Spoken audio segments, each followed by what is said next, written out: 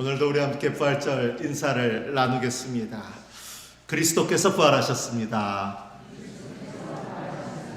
그분께서는 정말로 부활하셨습니다. 오늘로 부활절 셋째 주일을 맞이하고 있습니다. 교회력에 따르면 성령 강림절 전까지 7주간의 부활절기를 지나게 됩니다. 이 기간 동안 우리 그리스도인들은 그리스도 안에서 다시 산다는 것이 어떤 의미인지, 부활 신앙을 갖고 살아간다는 것이 무엇인지를 더욱 깊이 묵상하는 그런 시기로 살아가야 합니다. 기독교 신앙의 핵심과 능력이 바로 여기에 있기 때문입니다. 우리가 지금 나눈 그 인사말이 그야말로 그저 입으로 하는 인사말이 아니라 우리의 믿음의 고백이 되고 우리의 능력이 되어야 한다는 것입니다. 이것을 위해서 우리 모든 믿는 자들이 온전히 부활 신앙을 마음에 품고 부활 생명을 살아가도록 하기 위해서 부활하신 주님께서는 그분의 사람들을 만나 주셨습니다.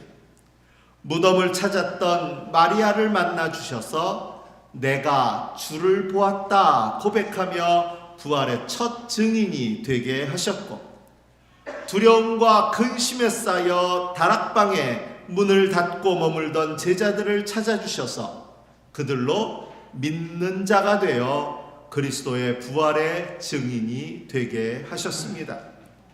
낙심하여 고향으로 향하던 제자들과 함께 하시며 그들의 눈과 귀가 열리게도 하셨습니다. 그런데 이처럼 부활을 믿고 부활의 증인이 되는 과정은 그리 단순하지 않습니다. 마리아의 경우만 하더라도 빈 무덤을 보고 놀라 제자들에게 이 사실을 알리고 후에 제자들과 함께 다시 무덤을 찾지만 여전히 슬픔에 잠겨 있을 뿐입니다. 그리고 흰옷 입은 두 천사를 만나지만 아직도 사라진 예수님의 시신을 찾을 뿐입니다. 하물며 부활하신 예수님을 만나기까지 하지만 예수이신 줄은 알지 못합니다. 제자들도 마찬가지입니다. 예수님을 뉘어놓았던 무덤이 비었고 시신이 사라졌다는 소식을 듣고 무덤으로 뛰어가 그 안을 확인하기까지 했지만 무덤이 비었다는 사실을 믿었을 뿐 예수님의 부활은 믿지 못한 채 다시 다락방으로 돌아갔을 뿐입니다. 그렇게 유대인들을 두려워하여 다락방에 모여있던 제자들은 부활하신 예수께서 그들을 찾아오사 손과 옆구리를 보여주신 후에야 우리가 주님을 보았소 고백하게 됩니다.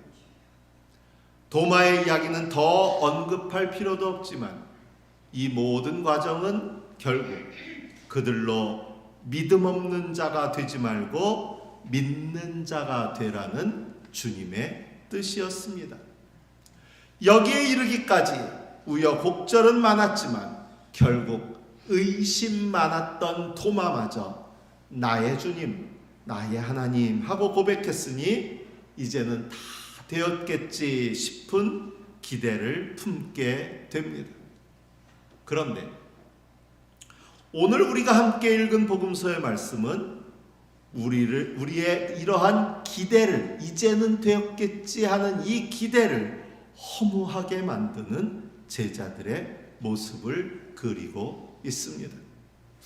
오늘이 어린이 청소년 주일인데요. 저는 이런 제자들의 모습을 통해서 우리가 아이들을 키우면서 이제는 다 키웠나, 이쯤 키웠으면 이제 됐겠지 싶을 때마다 한 번씩 아이들이 사고를 치더라고요. 이제 이만큼 키워놨으니까 염려할 일이 좀 줄었겠지, 이만큼 키워놨으니 이제 손 가는 일은 좀 적겠지 하고 기대할 때마다 부모들의 그런 기대를 무너뜨리는 그런 사건, 사고들이 하나씩 꼭 생겨서 결국 부모들은 아이들이 다 장성해도 여전히 아이들 걱정을 놓을 수가 없게 됩니다. 제가 제 핸드폰에도 그렇게 되어 있고 저희 어머니하고 통화를 할 때면 일부러 더 엄마 그리고서 합니다. 저장도 엄마로 돼 있어요. 그래서 엄마 그럽니다. 그러면 저희 집 막내 녀석이 저를 이렇게 보면서 얘기합니다. 엄마? 엄마? 어울리지 않는다는 뜻이겠죠. 물론 제가 미국에도 계속 오래 나가 있고 해서 어머니랑 같이 지냈던 시간이 워낙 적었기 때문에 더 살갑게 느끼려고 그렇게 저장하기도 했지만요. 어쩌면 제 자신의 고백이 담겨 있기도 합니다. 이제 50이 훌쩍 넘은 나이가 되어 있고 이미 목사가 되어서 살고 있지만 저희 어머니에게만큼은 저는 아직도 여전히 걱정 끼치는 아들이에요. 전화를 드리면 어머니 건강 걱정 여쭤보면 어떻게 잘 지내냐? 아무 문제는 없냐? 교회는 다 평안하냐? 그저 그냥 걱정뿐이세요. 저에 대해서. 아마 여러분들도 그러실 거예요. 다 키워서 이제는 걱정 없다라고 생각하면서도 자녀에 대한 걱정은 끝이 없을 거예요. 어쩜 저는 오늘 제자들의 모습을 통해서요. 이쯤 하면 된 거 아닌가요? 예수님이 그들을 찾아가셔서 손도 보여주시고 옆구리도 보여주시고 그래서 그들로 하여금 믿는 자가 되게 하시기까지 했는데 예수님이 이 이상 더 무엇을 해야 할까요? 그런데 오늘 우리가 읽은 요한복음 제21장의 말씀은 전혀 뜬금없는 이야기가 또 이어지고 있습니다. 복음서 1절은 이렇게 시작합니다. 그 뒤에 예수께서 티베랴 바다에서 다시 제자들에게 자기를 나타내셨는데 하는 말로 시작합니다. 부활하신 예수님께서 그들을 만나주셨고 그분의 손과 옆구리를 보여주셨고 그들로 믿는 자가 되라는 당부까지 남기셨지만 아직 그것만으로는 부족했습니다. 이 다시라는 표현에서 저는 예수님의 절박함이 느껴집니다. 지금 제자들은 또다시 허탈한 심정으로 난 낚시나 할란다. 그래 나도 가지 뭐. 놀면 뭐해. 자신들의 허탈한 심정을 달래기 위해서 아무것도 할 수 없는 심정 가운데 물고기나 잡겠다고 합니다. 어느 모로 보나 부활신앙으로 무장된 제자들의 모습은 아닙니다. 그리고 그마저도 자기들 마음대로 되지 않습니다. 저는 이쯤 되면 베드로의 어부로서의 능력을 의심해야 되지 않나 싶습니다. 처음 예수님을 만났을 때도 아무것도 잡지 못하고 지금 이 순간에도 또 아무것도 잡지 못합니다. 그날 밤에는 고기를 한 마리도 잡지 못하였다. 그런 그들을 부활하신 예수님이 찾아오시지만 어찌 된 일인지 이번에도 역시 그들은 예수님을 알아보지 못합니다. 결국 예수님이 맨 처음 그들을 만나셨던 그날처럼 얘들아 뭘 좀 잡았느냐 물으시고 그물을 배 오른쪽에 던져라 그리하면 잡을 것이다 명하심으로써 그들이 물고기를 하나가득 잡게 하시고 나서야 그들은 그제서야 그분이 주님이신 줄을 알게 됩니다. 14절 말씀에 따르면요, 이번이 부활하신 이후에 주님께서 그들을 세 번째 찾아오신 것이었습니다. 성경에서 3은 충만을 의미하는 숫자입니다. 그러니까 지금 이 요한은 세 번이나 자신들을 찾아오셨다는 이 표현을 통해 단지 그냥 한 번, 두 번, 세 번을 이야기하는 것이 아니라 주님께서 부활하신 이후에 아무리 둔한 제자들이라도 이제는 알아차릴 수 있을 만큼 충분히 그들을 찾아오셨다는 것을 말하고 싶었던 것입니다. 이처럼 주님은 계속해서 그들을 만나주시고 계속해서 그들의 믿음을 일깨우시고 계속해서 그들로 하여금 부활의 증인으로 믿는 자로 살아가도록 이끌어 주시고 계십니다. 여기에 부활신앙의 핵심이 있습니다. 부활신앙은 그저 한순간 감격하거나 감동에 이끌려 부활을 사실로 받아들이고 수긍하는 것으로는 부족합니다. 우리들로 말하자면 그저 부활주일 한 줄에 여러분 주님께서는 부활하셨습니다 하고 선포할 때 여러분들이 아멘 하는 것만으로는 부활신앙이라고 부를 수 없다는 겁니다. 부활이 그들의 삶에 녹아들고 각인되어서 어떤 상황에서도 낙담하지 않고 소망을 잃어버리지 않도록 이끌어주며 그들로 하여금 두려움 없이 부활 증인의 삶을 살아가게 할 수 있을 때 마침내 그들은 부활을 믿는 자요 부활의 증인이 될 수 있다고 할 수 있습니다. 그래서 저는 물론 제한적인 한 7주 정도의 시간이지만 이 부활절 절기만큼은 제가 늘 부활절 인사를 하려고 해요. 예수님께서는 부활하셨습니다. 그분께서는 정말로 부활하셨습니다. 저는 이 동방정교의 인사말이지만 저는 이 인사말이 너무 좋아요. 그냥 그리스도께서는 부활하셨습니다. 이걸 3번, 4번 반복하는 것보다도 이 정말로 한마디를 붙임으로써 나 자신에게 정말 나한테도 예수님이 부활하신 걸까? 정말 나는 예수님의 부활을 지금 믿고 있는 걸까? 정말 나는 부활의 신앙으로 살아가고 있는 걸까? 나 자신에게 되묻게 하는 말, 그것이 바로 이 정말로 속에 담겨 있기 때문입니다.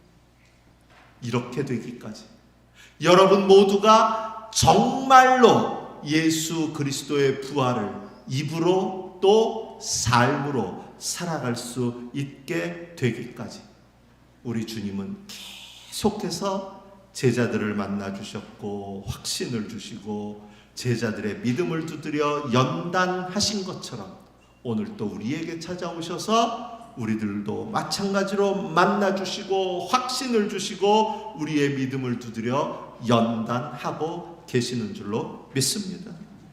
그저 알게 되고 깨닫게 되는 것을 넘어서서 그야말로 우리 모두를 제자들을 거듭나게 하시는 것입니다. 이런 사건이 바로 다마스쿠스 길 위 바울의 회심입니다. 이번에도 역시나 먼저 주님이 사울을 찾아오십니다.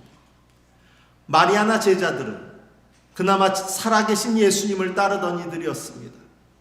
그러나 사울은 주님의 제자들을 위협하면서 살기를 띠고 있었던 사람이었고 그가 지금 다마스쿠스로 가는 이유도 거기서 예수님이 가르치신 도를 믿는 사람은 남자나 여자나 가리지 않고 닥치는 대로 묶어서 예루살렘으로 끌고 오려는 것이었습니다. 그런 그를 부활하신 주님이 찾아오신 것입니다.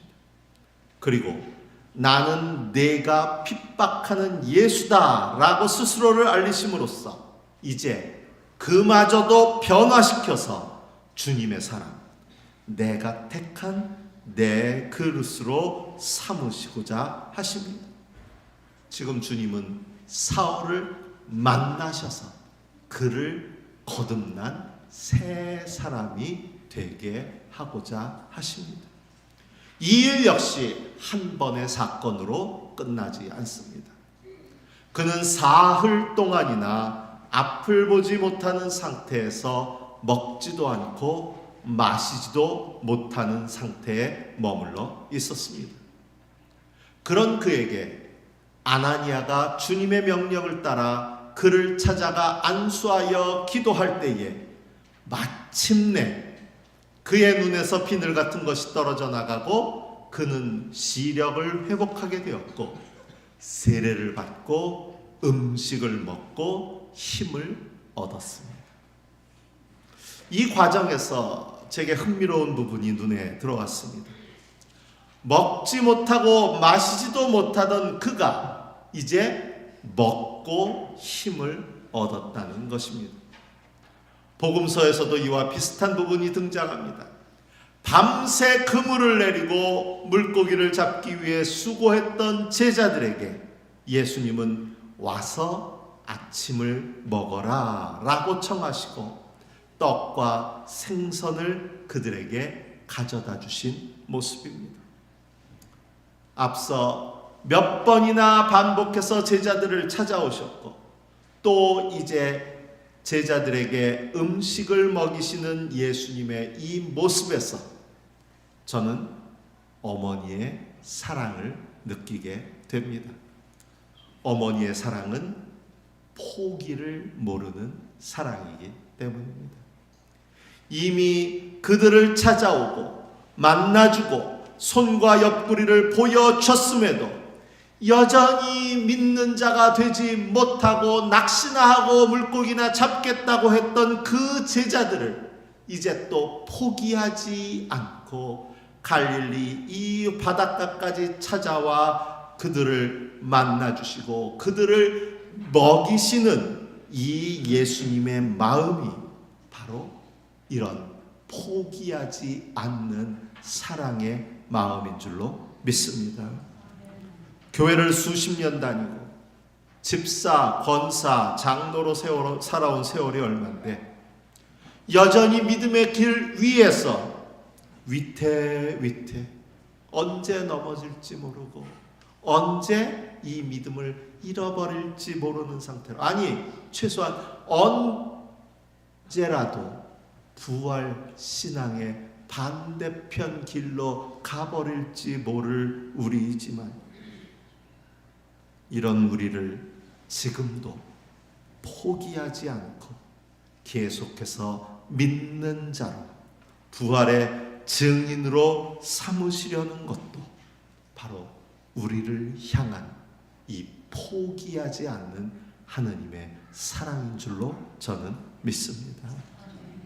이쯤 했으면 할 만큼 했다 포기하셨다면 진즉에 쓸모없이 버려졌을 우리들이지만 포기를 모르는 하느님의 사랑 덕분에 우리는 또다시 오늘도 새로운 희망을 발견할 수 있게 되었습니다. 저는 이 본문에서 와서 아침을 먹어라 하시는 이 장면이 참 정겹습니다. 사실 지금 예수님 앞에 서게 될 제자들의 모습은 이런저런 이유로 뻘쭘할 수 있습니다. 예수님께서 몇 번씩이나 그들을 만나 주셨구만 여전히 주님이신 줄도 알아보지 못하는 그들임을 생각할 때 감히 머리 들고 주님 앞에 설 자격도 없겠다 싶습니다. 더더군다나 예수님을 모른다고 3번씩이나 부인했던 이 베드로는 쥐구멍이라도 숨고 싶었을지도 모릅니다. 그래서 마치 부모님 뵐 면목이 없어서 그저 머리 숙이고 찾아온 그 자녀에게 가타, 부타, 책망하기보다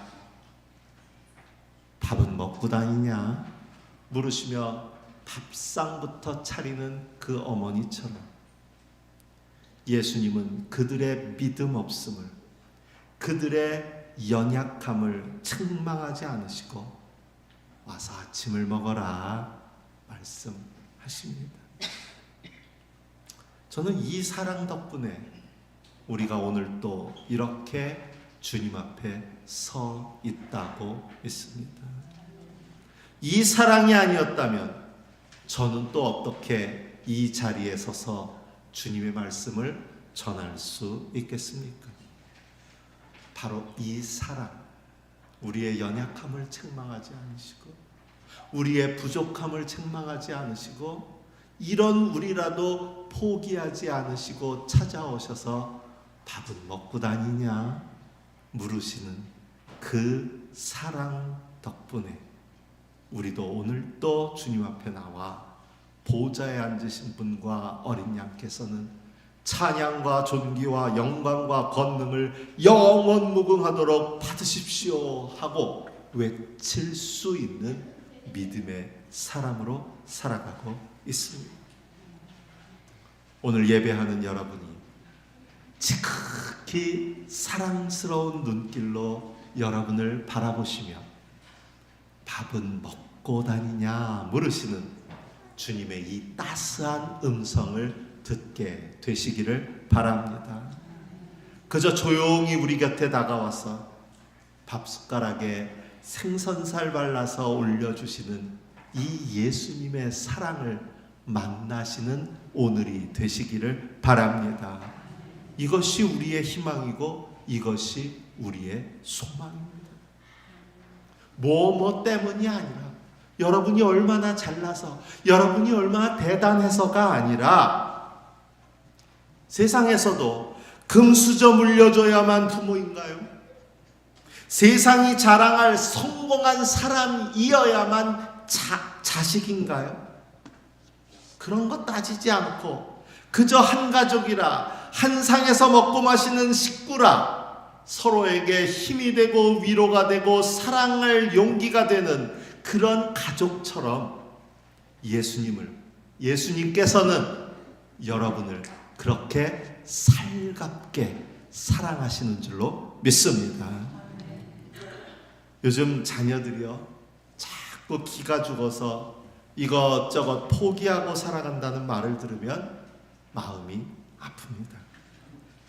저는 우리 교회라도 우리 자녀들에게 이것저것 따지고 묻지 않고 그저 따스히 품어주는 그런 예수님의 품이 되었으면 좋겠습니다.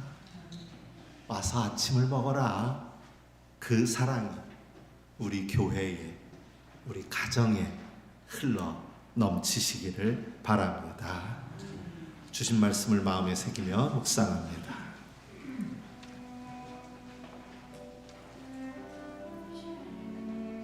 사울의 눈에서 비늘 같은 것이 떨어져 나가고 그는 시력을 회복하였다. 그리고 그는 일어나서 세례를 받고 음식을 먹고 힘을 얻었다. 예수께서 그들에게 말씀하셨다. 와서 아침을 먹어라. 예수께서 가까이 오셔서 빵을 집어서 그들에게 주시고 이와 같이 생선도 주셨다.